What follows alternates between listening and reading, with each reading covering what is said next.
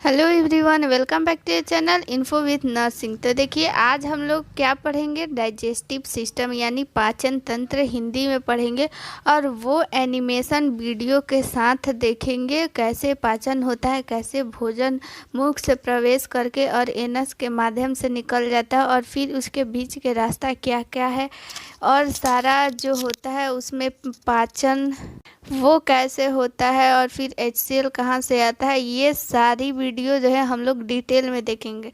तो चलिए, सबसे पहले हम लोग एनिमेशन वीडियो के थ्रू उसको देख लेते हैं। तो चलिए, सबसे पहले इसको ओवरऑल देख लेते हैं कि कैसे कैसे जाता है, उसके बाद से हम लोग एक एक करके इसको डिटेल में जानेंगे। तो देखिए, ये रहा मानव और फिर ये जैसे ही भोजन ग्रहण किया और फिर ये भोजन आप लोगों का आ गया। ये जो पर्पल कलर का दिख रहा है वो भोजन है और फिर ये सलेवरी ग्लैंड है, तीन तीन ठो। और फिर जो है ये भोजन ग्रसनी से होते हुए, जिसको ओसोफेगस बोलते हैं इंग्लिश में, और फिर ये ग्रसनी से होते हुए एस्टोमक में जाता है। ग्रसनी में किसी भी प्रकार का पाचन नहीं होता है, एस्टोमक में जाता है। पाचन यहीं से स्टार्ट हो जाता है, मुख से ही पाचन स्टार्ट होता है, लेकिन ग्रसनी में कोई पाचन नहीं होता। और फिर ये आया आमाशय में और आमाशय में यहाँ पे टोटल 4 घंटे तक भोजन रहता है। और फिर जो है ये रहा एस्टोमक यानी आमाशय, इसी में से HCl निकलता है और ये HCl इसमें से निकलता है जो कि भोजन को पचाने का काम करता है। और फिर बहुत सारे इसमें से जठर ग्रंथि पाए जाते हैं। तो ये चीज़ हम लोग देखेंगे, सारी चीज़ें जो है हम लोग डिटेल में जानेंगे। तो चलिए हम लोग इसको स्टार्ट करते हैं और फिर बताते हैं कि यहाँ पे कैसे भोजन आता है। ये एनिमेशन के थ्रू इसके आगे आगे धीरे धीरे हम लोग पढ़ेंगे। सबसे पहले हम लोग ये जान लेते हैं कि भोजन हम लोग यहाँ से ग्रहण करते हैं मुख से, और ये मुख में जब जाता है भोजन तो यहीं से पाचन स्टार्ट हो जाता है। और पाचन स्टार्ट कैसे होता है और पाचन कौन करता है, तो पाचन देखिए, लार ग्रंथि होती है 3 जोड़ी। ये आप लोगों को जो दिख रहा है येलो वाला 3, तो इधर साइड भी 3 और उधर साइड भी 3, तो 6 हो गया। तो यहाँ पे हम लोगों का टोटल कितना हो गया, 6 हो गया, यानी 3 जोड़ी इसको बोल सकते हैं, यानी पेयर में हम लोग बोलेंगे तो 3 पेयर बोलेंगे, यानी 3 जोड़ी। तो अगर हम लोग बात करें कि प्रतिदिन कितना लार स्रावित होता है, तो प्रतिदिन हम लोग का लगभग में 1.5 लीटर लार स्रावित होता है। ठीक है, और ये जो होता है हम लोगों का, ये इन तीनों ग्रंथियों का नाम क्या है, तो ये होता है पैरोटिड ग्लैंड, यानी कि पैरोटिड ग्रंथि इसको हम लोग बोलेंगे। और ये एक होता है सब लिंगुअल और एक होता है सब मैंडिबुलर। ये 3 जोड़ा जो होता है लार ग्रंथि होती है। इन्हीं लार ग्रंथि से एंजाइम निकलता है और इस भोजन को जो है वो सुपाच्य योग्य बनाता है। यानी कि इसमें से क्या निकलता है, एंजाइम निकलता है। उस एंजाइम का क्या नाम है, म्यूलिन एंजाइम निकलता है। और ये एंजाइम क्या करता है, भोजन को चिपचिपा यानी लसलसा बना देता है। जब भी आप लोग ध्यान दिए होंगे कि जब भी हम लोग भोजन ग्रहण करते हैं तो वो जब हम लोग दांत से जब कुचलने लगते हैं तो वो जो होता है लसलसा टाइप का भोजन हो जाता है। क्योंकि जब वो लसलसा टाइप का हो जाएगा यानी चिपचिपा भोजन हो जाएगा तो हमें निगलने में उस भोजन को क्या हो जाएगी, आसानी हो जाएगी, जिससे हम लोग को भोजन जो है आसानी से निगल पाएंगे और आगे के रास्ता में भी वो अच्छे से आगे बढ़ पाएगा। और फिर पैरोटिड ग्रंथि जो होती है, इससे लार ग्रंथि है, इससे जो होता है ये जो भी हम लोग भोजन करते हैं उसमें जो भी बैक्टीरिया होता है उसको मारने का भी काम करता है। ठीक है, तो ये रहा लार ग्रंथि। ठीक है, लार ग्रंथि पाचन जो होता है पाचन करने में सहायता करता है, यानी पाचन करता है। ठीक है, और बात करते हैं दांत, तो दांत हमारे पाचन करने में सहायता करता है। पाचन कौन करता है, लार ग्रंथि, लेकिन सहायक कौन करता है, दांत। क्योंकि दांत जो होता है भोजन को छोटे छोटे टुकड़ों में वो काट देता है, छोटे छोटे टुकड़ों में कन्वर्ट कर देता है, तभी वो आगे बढ़ पाएगा। नहीं तो जब वो भोजन को नहीं काटेगा तो ये जो होता है भोजन आगे नहीं बढ़ पाएगा। तो अगर हम लोग बात करें कि सहायक अंग, तो ये दांत और जीभ जो होता है, ये हमारे जो पाचन तंत्र है उसमें सहायक अंग हो जाता है दांत, ठीक है, और जीभ। इसमें दांत में भी 4 प्रकार के दांत होते हैं, इंसाइजर, कैनाइन, प्रीमोलर और मोलर। तो दांत पे भी एक वीडियो आ जाएगा क्योंकि ये इम्पोर्टेंट है, पूछता है कि प्रीमोलर का क्या काम है। इसका हिंदी और इंग्लिश दोनों उसमें बताया जाएगा डिटेल में, कितना कौन सा दांत होता है, इम्पोर्टेंट है, पूछा जाता है कि। तो चलिए यहाँ पे इसको छोड़ देते हैं, उसको अगले वीडियो में देखेंगे। फिलहाल यहाँ पे यही देखते हैं कि ये जब भोजन हमारा मुख से आया और ये हमारा जो इसको फूड पाइप भी बोलते हैं, यानी इसको ग्रसनी भी बोलते हैं और इंग्लिश में इसको और क्या बोलते हैं, ओसोफेगस, ओसोफेगस, ठीक है, याद रखेंगे इसको। तो देखिए ये रहा भोजन जो है यहाँ पे कुचला जा रहा है और फिर ये यहाँ से सलेवरी ग्लैंड से एंजाइम निकल रहा है। उसके बाद ये जो होता है ओसोफेगस यानी कि ग्रास नली से ये अब नीचे आएगा, ठीक है, नीचे आएगा। तो देखिए ये रहा ग्रास नली। तो ग्रास नली का मेनली काम क्या होता है, ग्रास नली यानी ओसोफेगस, तो ये जो होता है मुख गुहा, जैसे हम लोग ऊपर देखें कि मुख गुहा से ये ऊपर जुड़ा हुआ था और ये हमारा देखिए यहाँ पे आप लोग, ये जो होता है ग्रास नली, ये ग्रास नली किससे जुड़ा हुआ है, मुख गुहा से। और फिर जब ये नीचे आता है तो नीचे किससे जुड़ा रहता है, ये हमारा क्या है, ये एस्टोमक है यानी पेट है, यानी कि क्या इसको बोलते हैं, आमाशय। तो ये जो है मुख गुहा और आमाशय को जोड़ने का काम करते हैं। इसमें किसी भी प्रकार का पाचन क्रिया नहीं होती है और ये मुख से भोजन को आमाशय में ले जाकर पहुंचा देती है। अब काम आता है आमाशय का। तो देखिए ये हमारा भोजन रहा और भोजन जो होता है ग्रास नली से यहाँ पे चल दिया और ग्रास नली से होते हुए कहाँ पे अब पहुँचेगा, अब ये पहुँचेगा आमाशय में यानी कि पेट में, इसको क्या बोलते हैं, एस्टोमक। और फिर एस्टोमक में जाकर, तो देखिए ये भोजन रहा और भोजन जो है ग्रास नली से यहाँ पे आया और ग्रास नली से अब कहाँ जाएगा, यहाँ पे एस्टोमक में जाएगा और एस्टोमक में यहाँ पे पूरा 4 घंटा तक रहा, ठीक है, और यहीं पे भोजन संग्रहित रहता है पूरे 4 घंटा। और इसकी आकृति कैसी होती है, थैलीनुमा होती है, ठीक है। और यहाँ पे पाचन और संग्रहित दोनों कार्य होता है, ठीक है, क्योंकि जो होता है आमाशय का हम लोग बात करें तो आमाशय से ही HCl निकलता है जो कि क्या करता है, टाइलिन को प्रभाव को समाप्त कर देता है। और ये जो टाइलिन किससे निकला था, हमारा लार ग्रंथि से निकला था, लार ग्रंथि से निकला था। और लार ग्रंथि जो टाइलिन होती है वो भी कीटाणु को मारने का काम करता है, लेकिन उससे जो बच जाता है वो हमारा यहाँ पे जो एस्टोमक दिख रहा है, आमाशय दिख रहा है, आमाशय से, आमाशय में भी आकर कीटाणु जो बच गया रहता है वो मर जाता है, किससे, HCl से। और HCl जो होता है भोजन, ये क्योंकि क्या है, अम्लीय है, तो अम्लीय रहता है तो ये भोजन को अम्लीय बना देता है। और फिर अगर हम लोग बात करें कि ये जो है आमाशय, आमाशय का भी 3 भाग होता है, बहुत ही इम्पोर्टेंट है। आमाशय का 3 भाग होता है। एक यहाँ पे ऐसे आप लोग देखिए, ये ऊपर वाला भाग जो होता है इसको बोलते हैं कार्डियक, यहाँ पे लिख दे रहे हैं कार्डियक, ठीक है। और ये बीच वाला जो भाग होता है वो होता है फंडिक, फंडिक हो गया।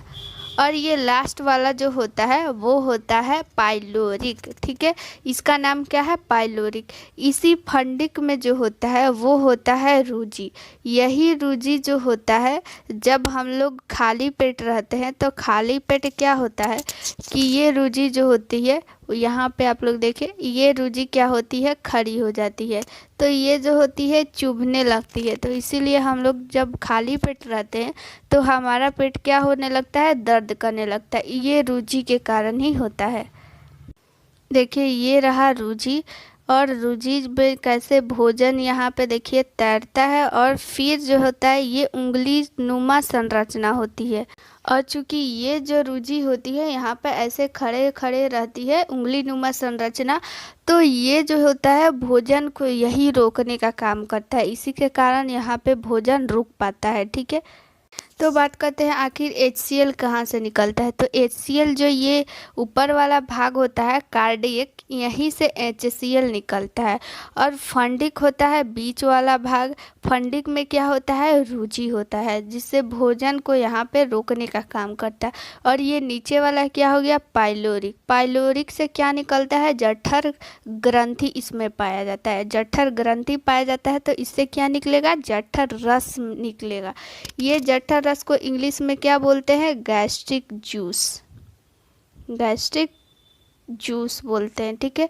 जठर रस इसको हिंदी में बोलेंगे और इंग्लिश में इसको क्या बोलेंगे हम लोग, जठर जूस, ठीक है। यह जठर जो होता है, यही जठर ग्रंथि जो होती है किस में पाई जाती है, पाइलोरिक में पाई जाती है, ठीक है। इसमें पाइलोरिक में क्या पाई जाएगी, जठर ग्रंथि। और इससे क्या निकलेगा, जठर रस। यही जब जठर रस नहीं निकलती है यानी गैस्ट्रिक जूस नहीं निकलती है, तो यही जब ये नहीं निकलेगा तो क्या हो जाएगा, गैस्ट्रिक का प्रॉब्लम हो जाता है, ये जब रस नहीं निकलेगा तो।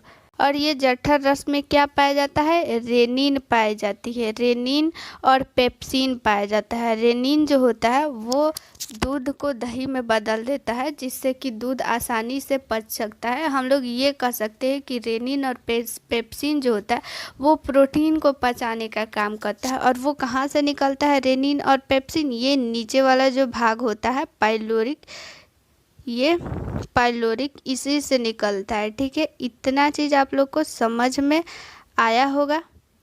तो हम लोग आगे बढ़ते हैं। तो देखिए ये हो गया हमारा स्टोमक यानी आमाशय। आमाशय में क्या हो गया, भोजन आ गया। और आमाशय से अब भोजन कहाँ पे जाएगा, अब जाएगा भोजन छोटी आंत में, ठीक है। यहाँ पे तो पहले 4 घंटा रहता है HCl और इसमें से जठर ग्रंथि ये सब मिल जाएगा और भोजन को क्या कर देता है, यहाँ पे सुपाच्य योग्य बना देता है। उसके बाद से भोजन हमारा छोटी आंत में जाएगा। ये देखिए आप लोग, छोटी आंत, ये बीच वाला जो आप लोग को हिस्सा दिख रहा है ये होती है छोटी आंत। छोटी आंत इसका नाम है, लेकिन ये जो होती है बड़ी होती है किससे, बड़ी आंत से। इस छोटी आंत के भी 3 भाग होता है, ठीक है। छोटी आंत के कितना भाग होता है, 3 भाग। ये एक होता है पक्वाशय, यहाँ पे हम लिख दे रहे हैं आप लोग को पक्वाशय, पक्वाशय, ठीक है, पक्वाशय। इसको इंग्लिश में क्या बोलते हैं, ड्यूडेनम, ड्यूडेनम, ठीक है। और फिर इसको एक, ये सबसे ऊपर वाला भाग हो गया और बीच वाला हिस्सा को हम लोग जेजुनम बोलते हैं, जेजुनम। इसको इंग्लिश में क्या बोलते हैं, जेजुनम ही बोलते हैं, ठीक है। जेजुनम को हिंदी में जेजुनम ही बोलते हैं। और नीचे आ गया इलियम, सबसे नीचे आ गया क्या हम लोग का, इलियम। इसको भी जो है हम लिख दे रहे हैं यहाँ पे इलियम, इलियम, ठीक है। इसको भी हिंदी और इंग्लिश दोनों में इलियम ही बोलते हैं। तो इस चीज़ को आप लोग याद रखिएगा कि छोटी आंत के 3 भाग होते हैं। ये जो होता है इलियम, नीचे वाला भाग होता है ये इलियम जो होती है बड़ी आंत से जुड़ी रहती है, ठीक है। और अगर हम लोग बात करें डेडुनम, ये वाला डेडुनम ऊपर वाला हिस्सा होता है, ये डेडुनम किससे जुड़ा रहता है, ये आमाशय से जुड़ा रहता है, यानी कि स्टोमक से जुड़ा रहता है। और बीच वाला हिस्सा जो होता है वो होता है जेजुनम, ठीक है। और इसमें जो होता है बहुत सारा सहायक अंग भी होता है, जैसे लीवर, पित्ताशय है, आमाशय है। तो ये सारा जो है एक अलग से वीडियो बन जाएगा, उसमें जो है वो भी बहुत इम्पोर्टेंट है। फ़िलहाल अभी एक ओवरऑल देख लेते हैं कि कहाँ पे क्या चीज़ होता है। तो देखिए ये जो होता है भोजन अभी यहाँ पे कहाँ है, छोटी आंत में। अब आ गई बड़ी आंत में। ये बड़ी आंत में जैसे ही भोजन आएगी तो यहाँ पे सिर्फ और सिर्फ जल का अवशोषण होगा, ठीक है। क्या होगा, जल का अवशोषण यहाँ पे। और जो है इसमें भी भोजन का पाचन नहीं होता है, कोई भोजन का पाचन नहीं होता है। और बड़ी आंत में ही क्या बनता है, विटामिन बी निर्माण होता है, ठीक है। बड़ी आंत में क्या निर्माण होता है, विटामिन बी। और इसका भी 3 पार्ट होता है, सिक्कम, कोलोन और रेक्टम, ठीक है। सबसे ये नीचे वाला आप लोग का भाग दिखेगा वो हो जाएगा रेक्टम, ठीक है। और सिक्कम और कोलोन ये वाला हिस्सा हो जाएगा।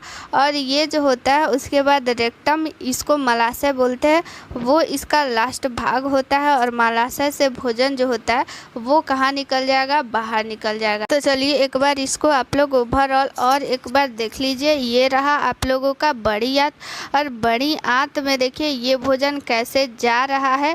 और बड़ी आंत से ये जो होता है ये अपशिष्ट पदार्थ है। यहाँ पे जो भी अवशोषण केवल होता है, जल का अवशोषण होता है, कोई पाचन नहीं होता है। तो यहाँ पे देखिए जल का अवशोषण हो गया और जो भी अपशिष्ट पदार्थ है वो एक इकट्ठा हो जाएगा और वो कहाँ चला जाएगा, रेक्टम में, यानी कि मलाशय में चला जाएगा। ये चीज़ यहाँ पे आप लोग जूम यहाँ पे कर दिया गया है। तो यहाँ पे आप लोग देखिए कि जल का अवशोषण कैसे हो रहा है और जो भी अपशिष्ट पदार्थ जो है वो कैसे जा रहा है, आप लोग अच्छा से देख लीजिए।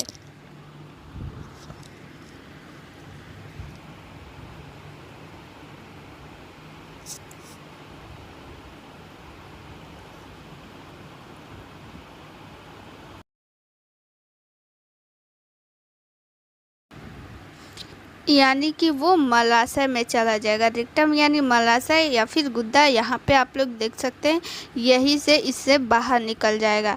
तो ये आप लोगों को समझ में आ गया होगा। और अगली वीडियो में हम लोग क्या पढ़ेंगे, अगली वीडियो में हम लोग जो आप लोग यहाँ पे देख रहे हैं, जैसे कि ये हमारा हो गया लीवर और ये हो गया पित्ताशय और ये हमारा स्टोमक हो गया। और यहीं पे हम लोगों का क्या रहता है, ये अग्न्याशय रहता है, यानी कि ये क्या है, अग्न्याशय है। और फिर ये हमारा बड़ी आंत हो जाएगा और ये छोटी आंत हो जाएगा। तो इससे भी कैसे क्या चीज़ पाचन होता है, कैसे रस निकलता है, रेनिन, पेप्सिन, ट्रिप्सिन, ये सब चीज़ क्या है, ये सारी चीज़ हम लोग अगली वीडियो में देखेंगे। तो आप लोगों को ये वीडियो कैसी लगी, इसके साथ इसका पार्ट 2 भी आएगा, क्योंकि पार्ट 2 में जितना भी लीवर इसके सहायक अंग है तो उस चीज़ को हम लोग पढ़ेंगे। लीवर हो गया, अग्न्याशय हो गया, ये सारा चीज़, और फिर कैसे रेनिन और पेप्सिन कार्य करता है और पाचन जितना भी एंजाइम होता है उसके बारे में पढ़ेंगे। तो ये आप लोगों को वीडियो कैसी लगी आप लोग कमेंट में ज़रूर बताइएगा। इसका पार्ट 2 आना चाहिए कि नहीं, आप लोग कमेंट में ज़रूर बताइएगा। तो मिलते हैं नेक्स्ट वीडियो में। थैंक यू, जय हिंद।